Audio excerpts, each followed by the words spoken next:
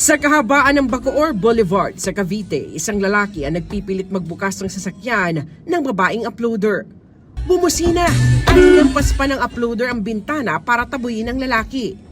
Pero tila mas nagpursige pa ito na buksan ang kanyang pinto. Hanggang sa napasigaw at umarangkada na lang ang uploader. Pero ang lalaki, makikitang pilit pang hinahabol ang sasakyan. Viral na ang video at kinababahala maging ng mga otoridad. Pinaimbestigahan na rin ito ni Bacoor Mayor Strike Revilla. Lumabas sa matagal na palang hinahanap ang lalaki ng kanyang pamilya sa General Trias. Siya po ay problema po sa pag-iisip. Siya po ay right now sabi po ng pamilya at sabi po ni Colonel Desamito, hepe po ng Police Bacoor, siya po ngayon ay nasa mental hospital na.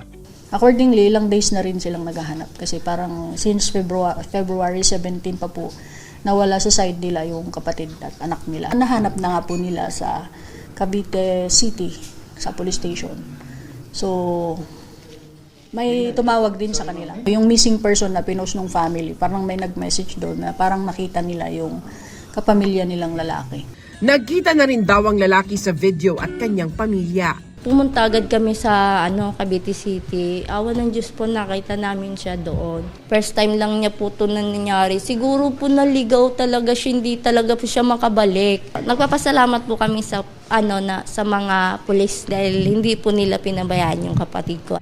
Hiling ng pamilya, kaunting pangunawa sa mga tulad nila. Para sa GMA Integrated News, Sani Marafran, nakatutok, 24 oras.